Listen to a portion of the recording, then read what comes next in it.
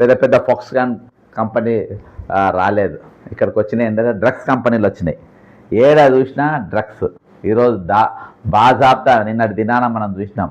మేధా స్కూల్లో కూడా ఇక్కడ బోయిన్పల్లిలో ఉన్నటువంటి స్కూల్లో ఏకంగా ఒక కుటీర పరిశ్రమ లెక్కనే ఈరోజు తయారైపోతుంది. Large scale industries, small scale industries అంటే పెద్ద ఇండస్ట్రీలు, పెద్ద పెద్ద పరిశ్రమలు. అంతేకాకుండా చిన్న పరిశ్రమలు అంటే కుటీర పరిశ్రమలు. ఈ రెండు పరిశ్రమలు కూడా కొత్తగా ఏర్పడింది రేవంత్ రెడ్డి గారు ముఖ్యమంత్రి అయిన తర్వాత. ఈరోజు డ్రగ్స్ అనేది విచ్చలవిడిగా తయారవుతుంది. ఈరోజు ఎక్కడికెలో నైజీరియా వాళ్ళు తీసుకొచ్చిండ్రు, లేకుంటే అమెరికాకి వెళ్ళి వస్తుంది, గోవాకి వెళ్ళి వస్తుంది, వేరే దేశాలకి వెళ్ళి వస్తున్నాయి, నల్ల జాతీయులు అమ్ముతుండ్రు అనేది మనం అక్కడక్కడ పేపర్లో చూసేది పట్టుకున్నాం. కానీ ఈరోజు ఎక్కడ పడితే అక్కడ తయారీ కేంద్రాలే తయారయ్యాయి. నేను ఆల్రెడీ మొన్న చెప్పిన, మనకు దొరికింది ఒక చెర్లపల్లి అనుకుంటున్నాం, దొరకని ఎక్కడెక్కడో తయారవుతున్నాయని. ఈరోజు రేవంత్ రెడ్డి గారు ఏర్పాటు చేసిన ఈగిల్ టీమ్ ఒక చిన్న పరిశ్రమను పట్టుకున్నారు. కానీ మహారాష్ట్ర పోలీసు వాళ్ళు వచ్చి పెద్ద పరిశ్రమను పట్టుకున్నారు. దాని మీద ఎవరు కూడా మాట్లాడరు, ఏ పార్టీ కూడా మాట్లాడది, ఎవరు కూడా దాని గురించి నోరు కూడా ఎత్తారు. అందుకనే నేను రేవంత్ రెడ్డి గారు ఇంతకుముందు వైట్ ఛాలెంజ్ అని ఒకటి ఇసిరిండు. ఎవరికి? విశ్వేశ్వరరెడ్డి గారికి ఇసిరిండు. ప్రస్తుతం ఆయన ఎంపీగా ఉన్నాడు. ఆయనకు కేటీఆర్కి ఇద్దరికి ఇసిరిండు. అసలు ఈ వైట్ ఛాలెంజ్ అనేది ఏంది, రేవంత్ రెడ్డి గారు దీని గురించి గతంలో ఏం మాట్లాడిండు అనేది అదొకసారి నేను వినిపించిన తర్వాత మనము ఇందులోకి పోదాం. ఇగో రేవంత్ రెడ్డి గారి స్టేట్మెంటు.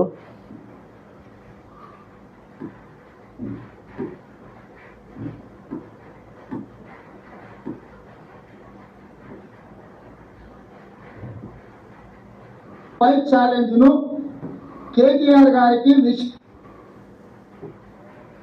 ఈ తెలంగాణ అమరవీరుల స్థూపం దగ్గరికి సోమవారం మధ్యాహ్నం 12 గంటలకు వైట్ ఛాలెంజ్ నేపథ్యంలో నేను అక్కడికి వస్తా. నేను ఈ వైట్ ఛాలెంజ్ ను కేటీఆర్ గారికి, విశ్వేశ్వరరెడ్డి గారికి విసురుతున్నా. మన ముగ్గురం కలిసి వెళ్ళి ఏ ప్రభుత్వ Osmania university, Osmania hospital superintendent దగ్గర అయినా సరే, లేకపోతే ఇంకే ప్రభుత్వ సూపరింటెండెంట్ దగ్గర అయినా సరే మనమే మన నమూనాలు ఇద్దాము. ఇది వైట్ ఛాలెంజ్ గిట్ట అందరూ ఒకరికొకరు ఎసుకుంటే ఇది చాలా మంచిది. ఈ సమాజంలో డ్రగ్స్ మీద అవేర్నెస్ అవగాహన వస్తుంది. అండ్ ఇది తప్పక నేను రేపు ఇలా పాల్గొంటాను. రేవంత్ రెడ్డి గారు ఇచ్చిన ఛాలెంజ్. ఇప్పుడు విశ్వేశ్వరరెడ్డి గారు ఓకే అన్నారు వీళ్ళిద్దరు. మరి ఇద్దరు సిపాయిలు కలిసి ఏం చేసిందో చూద్దాం. ఇక ఈ ఇద్దరు సిపాయిలు కలిసి ఏం చేసిందంటే, ఇగో ఈడ కూర్చున్నారు, అమరవీరుల స్థూపం దగ్గర కూర్చున్నారు. కూర్చొని మరి వీళ్ళిద్దరు ఏమన్నా రక్త నమూనాలు ఇచ్చిండ్రావు. ఇప్పుడు ఇద్దరిని ఇన్వైట్ చేసిండు రేవంత్ రెడ్డి గారు. ఎవరెవరిని ఇన్వైట్ చేసిండు? విశ్వేశ్వరరెడ్డిని ఇన్వైట్ చేసిండు, కేటీఆర్ ఇన్వైట్ చేసిండు. కేటీఆర్ గారు రాలే, అప్పుడు విశ్వేశ్వరరెడ్డి వచ్చిండు. మరి అప్పుడు వీళ్ళిద్దరు ఏం చేయాలి? సిపాయిలు ఇద్దరు కలిసిపోయి రక్త నమూనా ఇవ్వాలి కదా, వీళ్ళు ఇవ్వలేదు. అక్కడ నేను అయితే యాక్చువల్గా డ్రగ్స్ మీద ఫస్ట్కి వెళ్ళి ఫైట్ చేస్తుంది నేను. ఈయన ఒక స్టేట్మెంట్ ఇచ్చి హైజాక్ చేద్దాం అంటే, రేవంత్ రెడ్డి అంటే చాలా చిల్లరగా అనడానికి ఇదొక ఉదాహరణ. ఈరోజు నేను సస్పెండ్ కానికి, ఎందుకంటే ఆయనకు బ్రెయిన్ స్పైన్ లేని వాళ్ళు కావాలి, వీళ్ళకు బ్రెయిన్లు స్పైన్లు లేని వాళ్ళు కావాలి. అయితే ఇక్కడ ఏం జరిగిందని అంటే, యాక్చువల్గా తెలంగాణ ప్రభుత్వం ఒక సిట్ వేసింది. సిట్ ఎందుకు వేసిందంటే, 16 మంది ఇక్కడ సినిమా ఫీల్డ్లో పెద్ద ఎత్తున డ్రగ్స్ నడుస్తున్నది కాబట్టి దాని మీద కొన్ని దాడులు చేసి ఒక 16 మంది సినిమా యాక్టర్లను గుర్తించి వాళ్ళ తల వెంట్రుకల నమూనాలు, వాళ్ళ రక్త నమూనాలు, వాళ్ళ గోర్ల నమూనాలు తీసుకొని 16 రోజులు వాళ్ళను అకుల్ సబర్వాల్ గారిని సిట్ చైర్మన్గా పెట్టారు, చీఫ్గా. ఆయన ఎవరు? స్మితా సబర్వాల్ గారి హస్బెండ్. బీఆర్ఎస్లో వీళ్ళదంతా ఒక హవా నడిచింది ఆ కాలంలో. పెట్టిండ్రు వీళ్ళ నెల రోజుల పాటు సినిమా యాక్టర్లను మొత్తం పొద్దు మాపు తిప్పిండు. మీరు గూగుల్లో వెళ్ళి చూస్తే నా ఫైట్ ఏందో నాకు కనబడుతుంది మీకు. పొద్దు మాపు తిప్పిన తర్వాత అదేం జరిగిందంటే, ఆయన ఆ కేసు ఎగ్దాం ఒకసారి క్లోజ్ అయిపోయింది.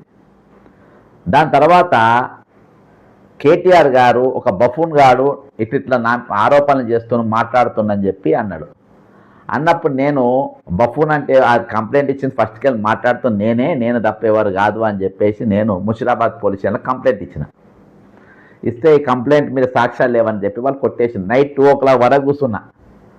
నా మీద కంప్లైంట్ నేను కేటీఆర్ మీద నా బఫూన్ అన్నాడని కేసు పెట్టమని అని అంటే తీసుకోలేదు. తర్వాత ఏమైందంటే సుశాంత్ సింగ్ రాజ్పూత్ హిందీ యాక్టర్, బాలీవుడ్ స్టారు, ఆయన అనుమానాస్పదంగా చనిపోయాడు. అంటే డ్రగ్స్ తీసుకొని చనిపోయిందని ముంబై పోలీసుల ఆరోపణ. దాని మీద చాలామంది సినిమా యాక్టర్లు ముంబైలో అరెస్ట్ అయ్యారు. దాని లింకులు మళ్ళీ హైదరాబాద్కు తేలింది.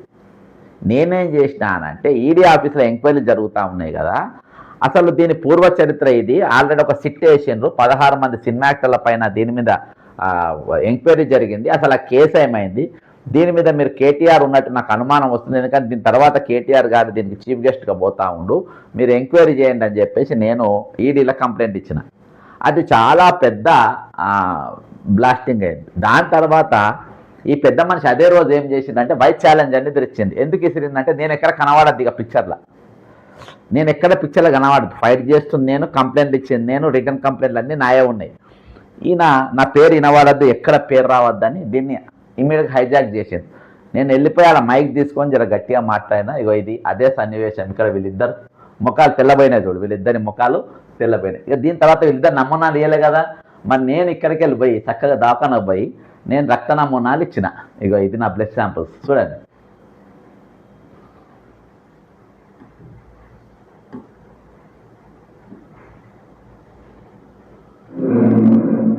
అయ్యో ఈడీ ఆఫీస్లో ఇచ్చిన. డ్రగ్స్ కేసులో నిందితులైన సందీప్ రెడ్డి, కలహార్ రెడ్డితో పైలట్ రోహిత్ రెడ్డికి సంబంధాలు ఉన్నాయని ఈడీ అధికారులకు పక్క జడ్సన్ ఫిర్యాదు చేశారు. రోహిత్ రెడ్డికి కేటీఆర్ కు పరీక్షలు చేయాలన్నారు. ఈరోజు జాయింట్ డైరెక్టర్ ఎన్ఫోర్స్మెంట్ గారికి మరొక్కసారి కలిసి మరి తెలంగాణలో ఏ విధంగా డ్రగ్స్ ప్రవాహమై పారుతుందో మరి దానిపైన నేను ఫిర్యాదు చేయడం జరిగింది. ముఖ్యంగా సినిమా ల్యాండ్ పైన, టాలీవుడ్ పైన తన ప్రభావాన్ని చూపించడానికి ముఖ్యమంత్రి గారి కుమారుడు కల్వకుంట్ల తారక రామారావు గారు మరి ఆ రోజు ఎవరు కూడా ఫిర్యాదు ఇవ్వకముందే ఆయన దాదాపు 16 మంది సినిమా యాక్టర్ల మీద డ్రగ్స్ ఆరోపణలు పెట్టి తెలంగాణ ఎక్సైజ్ డిపార్ట్మెంట్ ద్వారా మరి సిట్ అని అకుల్ సబర్వాల్ను మరి ఆయన సిట్ చీఫ్ గా పెట్టి మరి నెల రోజుల వాళ్ళు సినిమా యాక్టర్ల గోర్లు, వాళ్ళ ఎంటికలు, వాళ్ళ రక్త నమూనాలు అన్ని తీసి పరీక్షించిన తర్వాత మరి ఆ కేసు ఏమైందో ఎక్కడ కూడా మరి ఆయన దాని గురించి డిస్క్లోజ్ చేయలేదు, దాని గురించి మాట్లాడలేదు. ఇదివరకు కొంతమంది నాయకులు వాళ్ళ రక్త వైట్ ఛాలెంజ్ కోసం ఇన్వైట్ చేసిండ్రు, ఎవరు కూడా రక్తం ఇయ్యలే. కానీ నేను బాజాబ్తా నా ఆ రోజు బ్లడ్ శాంపుల్స్ ఇచ్చిన, నా గోర్లు ఇచ్చిన, నా ఉంగరా నా ఎంటికలు ఇచ్చిన, మీ శాంపుల్ గా మీరు టెస్ట్ చేసుకోండి. సేమ్ అట్నే కల్వకుంట్ల తారక రామారావు తీసుకొని వచ్చి మీరు అన్ని టెస్టులు చేయాలి. ఇలా ఉన్న ప్రథమ ముద్ద ఎవరంటే, దీనికంటే బిగ్ బాస్ ఎవరంటే, దీని మొత్తం డాన్ ఎవరంటే కల్వకుంట్ల తారక రామారావు అని చెప్పి మరొకసారి తెలంగాణ ప్రజానికాన్ని అందరికీ మీడియా ద్వారా తెలియజేసుకున్నాం. ఓకేనా. ఇది నేను ఆ రోజు ఇచ్చిన తర్వాత వీళ్ళిద్దరు ఇయ్యలే, నేను రక్త నమూనాలు ఇచ్చిన. ఇగో ఇది నా పాత ఫిర్యాదులు, ఇవి నేను ఇచ్చిన కంప్లైంట్లు. ఆ డ్రగ్స్ పైన నేను ఇచ్చినటువంటి కంప్లైంట్ ఇది ఈడీ ఆఫీసర్ తీసుకుపోయి ఇచ్చిన. దాని తర్వాత రీసెంట్గా ఇప్పుడు జరిగింది ఏంటంటే తెలంగాణ ఏర్పడ్డది, రేవంత్ రెడ్డి గారు ముఖ్యమంత్రి అయిండు. రేవంత్ రెడ్డి గారు ముఖ్యమంత్రి అయిన తర్వాత ఇటీవల దాదాపు 12,000 కోట్ల రూపాయల డ్రగ్స్ దొరుకుతుంది. ఎక్కడ దొరుకుతుంది? మన అందరం చూసినాం, చెర్లపల్లి కాడ దొరుకుతుంది. ఇది భారతదేశంలో అత్యంత సెకండ్ లార్జెస్ట్ కేసు. దీని మీద జాతీయ స్థాయిలో ఒక స్పందన అనేది జరగాలి. ఈరోజు జాతీయ స్థాయిలో స్పందన ఎవరు స్పందించారు? దీని మీద 12,000 కోట్ల డ్రగ్స్ దొరికింది. అంటే దేశం మొత్తం సరఫరా చేసి అంత డ్రగ్స్ దొరికింది. డ్రగ్స్ అంటే అది తింటే బలం వచ్చేది కాదు, శక్తి వచ్చేది కాదు. అది తింటే ఈరోజు మనిషి అనేది అస్తపంజరంగా మారిపోయి ఈరోజు వాళ్ళు ఏం చేస్తుండ్రో ఏదన్నా చేయగలుగుతారు వాళ్ళు. కాబట్టి అంత భయంకరంగా ఈరోజు ఆ మహమ్మారి మనుషులను పట్టి పీడిస్తేది. ఈరోజు ఏకంగా పరిశ్రమలే వచ్చేసినాయి అని అంటే అది ఎంత డేంజర్ చెప్పండి. ఒక పాకెటో 2 పాకెటో వేరే దేశంకి వెళ్ళి వస్తున్నాయి అంటేనే పెద్ద కేసు అది. అసోంటిది ఈరోజు పరిశ్రమలు పెట్టి పెద్ద ఎత్తున ఈరోజు అవి తయారైపోయి మాట్లాడుతూ ఉంటే ఈరోజు ఏ నాయకుడు మాట్లాడు, ఏ మీడియా ఛానల్లో మాట్లాడు, ఎన్లో కూడా ఈరోజు రావు. ఎందుకు రావు? దీని మీద దీని మీద ఎందుకు ఉద్యమం జరుగుతలేదు? ఈరోజు మహారాష్ట్ర పోలీసులు వచ్చి ఇక్కడ పట్టుకున్నారు. మహారాష్ట్ర పోలీసు వాళ్ళు వచ్చి ఇక్కడ పట్టుకున్న మహారాష్ట్రలో ఏ సర్కారు ఉంది? బీజేపీ సర్కారు ఉన్నది. ఈ బీజేపీ నాయకులు మేమే, ఈయన కానీ విశ్వేశ్వరరెడ్డి కానీ మేమే పట్టుకున్నాం అని వీళ్ళు క్లెయిమ్ ఎందుకు చేస్తలేరు? మేము పట్టుకున్నాం, ఇది మా ఘనత అని చెప్పి వీళ్ళు ఎందుకు మాట్లాడతలేరు? ఎందుకనంటే ఇది రేవంత్ రెడ్డి మా సర్కార్ అని. దీనిలో ఉన్న మతలబ్ ఏంటో వీళ్ళు చెప్పాలి. ఇది మొత్తం ఇక్కడ 12,000 కోట్ల డ్రగ్స్ దొరికిన డ్రగ్స్. ఇంకా వీళ్ళందరూ కూడా పట్టుబడ్డోళ్ళు. వీళ్ళు పట్టుబడ్డోళ్ళు ముంబై పోలీసు వాళ్ళు వచ్చి పట్టుకున్నారు ఇక్కడ. ఇది కూర్చున్నారు. ఇది ఒక పెద్ద పరిశ్రమ. దీని మీద ఎవరు మాట్లాడారు? ప్రభుత్వం ఇవాళ దాకా ఒక స్టేట్మెంట్ ఇవ్వలేదు. ముఖ్యమంత్రిగా దీని గురించి మాట్లాడతలేదు. దీని మీద వైస్ ఛాలెంజ్ అని ఇస్తున్నటువంటి వ్యక్తి, దీని మీద పోరాటం చేస్తానన్న వ్యక్తి ఈ రోజు నువ్వు ముఖ్యమంత్రి అయిన తర్వాత దీని గురించి ఎందుకు మాట్లాడతలేవు? ముఖ్యమంత్రి చీఫ్ మినిస్టర్ అయిన తర్వాత ఈరోజు నీ దగ్గర పవర్ ఉంది, నీ దగ్గర పోలీసు ఉంది, నీ దగ్గర సిబిఐ ఉన్నది, నీ దగ్గర ఈడీలు ఉన్నాయి, అన్నీ ఉన్నాయి, సర్వం ఉన్నది. నీవు కేంద్ర ప్రభుత్వం ఇద్దరు కలిసి అసలు పరిశ్రమ ఎక్కడికి వెళ్ళి వచ్చిందని ఎందుకు ఇయాటి వరకు ఎందుకు స్టేట్మెంట్ ఇవ్వలేదు? ఇక ఇంకొకటి ఇదంతా అయిపోయింది. ఇక నిన్న స్కూల్లో తాజాగా మేధా స్కూల్ అని ఇక్కడ ఒకటి ఉంది.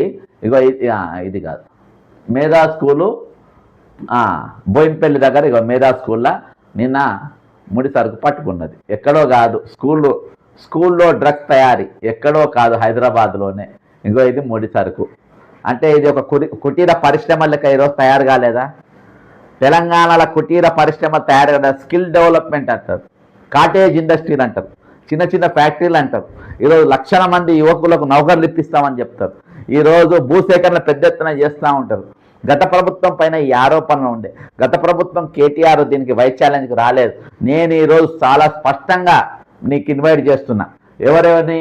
ముఖ్యమంత్రి రేవంత్ రెడ్డి గారిని మరియు విశ్వేశ్వరరెడ్డి గారిని. మీరిద్దరిని కూడా గతంలో మీరిద్దరు కూడా స్కిప్ అయిపోయినారు. గతంలో మీరిద్దరు తప్పించుకున్నారు, మీరిద్దరు రాలేదు, మీరిద్దరు కూడా రక్త నమూనాలు ఆ రోజు ఇయ్యలేదు. కాబట్టి రేపు మీరు రాండి. ఈరోజు రాష్ట్రం మొత్తం వీఐపీకి మొదలుపెట్టి ప్రతి ఒక్కరు ఈరోజు వైస్ ఛాలెంజ్ చేయాల్సిన అవసరం ఉన్నది.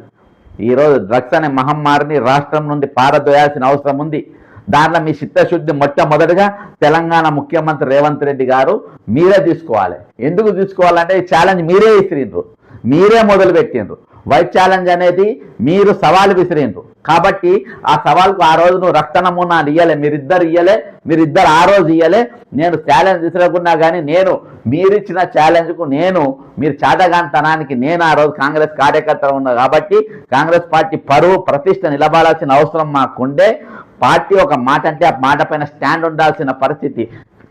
కానీ మీరు ఆ మాట పైన మీరు ఎక్కువ నిలవాలేదు. ఎందుకంటే మీరు దరిద్రులు, మీరు మాట పైన నిలబడేటోళ్ళు కాదు. కాబట్టి మేము మాట పైన ఉండి మేము దవాఖానలలో పోయి మరి హాస్పిటల్లో పోయి మేము బాధాప్త ఓపెన్గా మేము రక్త నమూనాలు ఇచ్చిన పరిస్థితి. కాబట్టి నేను ఒకటే ఛాలెంజ్ చేస్తున్నా. ఈరోజు రేపు పొద్దుగాల 11 గంటలకు ఇలా ఏం లేదు. ముఖ్యమంత్రి రేవంత్ రెడ్డి గారు, విశ్వేశ్వరరెడ్డి గారు ఈ రాష్ట్రంలో డ్రగ్స్ రావద్దంటే, ఈ రాష్ట్రంలో డ్రగ్స్ పారదోయాలంటే, ఈ రాష్ట్రంలో డ్రగ్స్ అనేది కనబడద్దంటే, ఇక్కడ ఉన్న పరిశ్రమలు మొత్తం డ్రగ్స్ పరిశ్రమలన్నీ మూతేసుకొని పోవాలంటే, నిజంగా దీని మీద మీరు చిత్తశుద్ధితో కొట్లాడుతుండ్రు అని మీరు నిరూపించదలుచుకుంటే ఖచ్చితంగా రేపు 11 గంటలకు మీరిద్దరు రక్త నమూనాలు డాక్టర్లను అక్కడికే పిలిపించుకోండి. ఈ డ్రామాలు వద్దివి. డాక్టర్లు అక్కడికే వస్తారు, మేము పిలిపించుకొని ఇవ్వలేదా? అక్కడికే తీసుకోండి. వాళ్ళు కాకుండా తప్పాడి అని పిలుచుకోండి, విజయ డయాగ్నోసిస్ తీసుకోండి. ప్రభుత్వం పెద్దవు కాబట్టి నువ్వు ఏకంగా వీళ్ళనే పిలుచుకోండి. మీ ప్రభుత్వంలో ఉన్న వైద్య నిపుణులను పిలుచుకోండి. అలా సూపరింటెండెంట్ పోయే దగ్గర రక్తం ఇస్తారంట. ఈయన స్టేట్మెంట్ ముఖ్యమంత్రి ఏమని ఇచ్చిండు స్టేట్మెంట్ ఆ రోజు? అంటే ఎంత అవగాహన లేడో సూపరింటెండెంట్ దగ్గర అంట. ఒకసారి వినండి.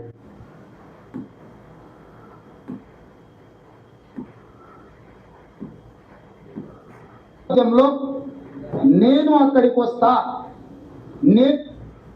ఈ తెలంగాణ అమరవీరుల స్థూపం దగ్గరికి సోమవారం మధ్యాహ్నం 12 గంటలకు వైస్ ఛాలెంజ్ నేపథ్యంలో నేను అక్కడికి వస్తా. నేను ఈ వైస్ ఛాలెంజ్ ను కేటీఆర్ గారికి, విశ్వేశ్వరరెడ్డి గారికి విసురుతున్నా. మన ముగ్గురం కలిసి వెళ్ళి ఏ ప్రభుత్వ ఉస్మానియా హాస్పిటల్ సూపరింటెండెంట్ దగ్గర అయినా సరే, లేకపోతే ఇంకే ప్రభుత్వ సూపరింటెండెంట్ దగ్గర అయినా సరే, మనం మన సూపరింటెండెంట్ దగ్గర ఇస్తారు, రక్త నమూనాలు బ్లడ్ బ్యాంక్కి పోయిస్తారు, బ్లడ్ టెస్ట్ దగ్గర డయాగ్నోస్టిక్ పోయిస్తారు. అసొంటి ధమాకినది. ఇది దేశ ధమాక్ అంటారు. సరే, అప్పుడే ఎంపీ గుండి కూడా అసలు స్టేట్మెంట్ ఇచ్చాను. నేను ఇవాళ ఒకటే చెప్తున్నా, నేను వీక్షకులు చూసేటోళ్ళకి అందరికి ఒకటి ఏంటంటే, ఇది మీరు సాధ్యమైన షేర్ చేయండి. ఇది ముఖ్యమంత్రి చేరేదాకా షేర్ చేయండి, ట్విట్టర్లో షేర్ చేయండి. రేపు వైస్ ఛాలెంజర్కు ముఖ్యమంత్రి వస్తే ట్విట్టర్లో నేను కూడా పెడతా. ట్విట్టర్లో రేపు విశ్వేశ్వరరెడ్డిని వీళ్ళిద్దరిని ట్యాగ్ చేయండి. ఎందుకంటే నేను ప్రమాణపూర్వకంగా వీళ్ళని చూస్తలేను. వీళ్ళు ఇచ్చిన ఛాలెంజ్ ఆ రోజు రక్త నమూనాన్ని ఇవ్వలేరు. 2 ఏళ్ల కింద 2-3 ఏళ్ల కింద వీళ్ళు ఛాలెంజ్ చేసి రక్త నమూనాన్ని ఇవ్వలేదు. రేపు నేను కూడా ఇస్తా అవసరమైతే. ఆల్రెడీ నేను ఇచ్చినా, మా నెగిటివ్ అని వచ్చింది. రేపు నేను అది ఈడీ ఆఫీసులో కూడా ఇచ్చిన రక్త నమూనాలు మీరు టెస్ట్ చేయించుకోమని. మీరు చేపియండి. రేపు మీరు ఇయ్యలే, మీరు తప్పించుకొని ఉరికిపోయినారు. ఆ రోజు మీరు పారిపోయినరు కాబట్టి రేపు ఇయ్యండి. రేపు మీరు ఇచ్చి అక్కడికి వెళ్ళి పిలిపియండి. రాష్ట్రంలో ఉన్న అందరూ కూడా సెలబ్రిటీలు, పెద్దోళ్ళు రేపు అందరూ కూడా ఒక రోజు పెట్టండి, డ్రగ్స్ వైట్ ఛాలెంజ్ డే అని పెట్టండి. వైట్ ఛాలెంజ్ డే అని పెట్టి అది అవసరమైతే రేవంత్ రెడ్డి గారు పుట్టినరోజు పెట్టుకోండి. పుట్టినరోజు అది మీరు స్టార్ట్ చేసి మీరు ఒక రోజు పెట్టుకొని, ఈ రోజు పలానా రోజు వైట్ ఛాలెంజ్ డే తెలంగాణలో అందరు కూడా రక్త నమూనాలు ఇవ్వాలి. అందరు కూడా ఈరోజు మీరు మీ రిపోర్ట్లు అనేది సోషల్ మీడియాలో పెట్టాలి, లేకుంటే మీడియాకి ఇవ్వాలి, వాళ్ళ ట్విట్టర్లో పెట్టాలి, వాళ్ళ ఫేస్బుక్ ఇన్స్టాగ్రామ్ ఖాతాలలో పెట్టాలి అని చెప్పేసి మీరు చేయాలి. ఈరోజు సినిమా యాక్టర్లను తీసుకొని వచ్చి వాళ్ళ బద్నాం చేసిండ్రు, ఏం లేకుండా వాళ్ళ నాగం చేసిండ్రు, వాళ్ళ క్యారెక్టర్ అసాసినేషన్ జరిగింది. వాళ్ళు ఎక్కడ కూడా పరువు నష్ట దావా వేయలేదు. ఎందుకు వేయలేదో వాళ్ళకి తెలుసు, వీళ్ళకి తెలుసు, కానీ వాళ్ళు వేయలేదు. ఆ కేసుల గురించి ఇవాళ బయటకు వెళ్ళి, అంటే వీవీఐపీ కల్చర్ ఆ విధంగా ఉంటుంది. ఇటీవల ఒక క్యాన్సర్ హాస్పిటల్ డాక్టర్ రోజు టీవీలలో రీల్స్లలో వస్తూ ఉంటాడు. ఆయన కూతురు కూడా పట్టుబడ్డది. ఆయన కూతురుని కూడా రెడ్ హ్యాండ్ పట్టుకున్నారు. బుడ్డ నిన్న ఇక్కడ 2 కిలో 5 కిలోలు పట్టుకున్నారంట స్కూళ్ళల్లో తయారయ్యేది. అంటే ఒక చిన్న ప్యాకెట్ దొరికినా చాలా ఎక్కువ. చిన్న అంటే 1 mm 2 mm నాకు ఐడియా లేదు దాని మీద అని. ఎంతలో చిన్న గ్రామ్ 1 గ్రామ్ కూడా అంతకంటే తక్కువ అనుకుంటా. దానికే 1000 రూపాయలు ఉంటుందంట. అసోంటిది ఈరోజు ఇన్ని కిలోలు తయారైంది. 5 కిలోలు తయారైంది. ఇవాళ 5 కిలోలు అన్ని టీవీలలో ఎందుకు చూపించిండ్రు? ఈగుల్ టీం పట్టుకుంది 5 కిలోల డ్రగ్స్ స్కూల్లో తయారైతుంది, మేము పట్టుకున్నామని ఎందుకు ఇచ్చింది అది ఈగిల్ టీము? ఈయన పెట్టిన ఈగిల్ టీం ఎందుకు ఇచ్చింది? ఎందుకంటే మహారాష్ట్ర వాళ్ళు వచ్చి 12,000 కోట్ల విలువైన డ్రగ్స్ పట్టుకున్నారు. మా వాళ్ళు కూడా పనిచేస్తున్నారు చూపించడానికి.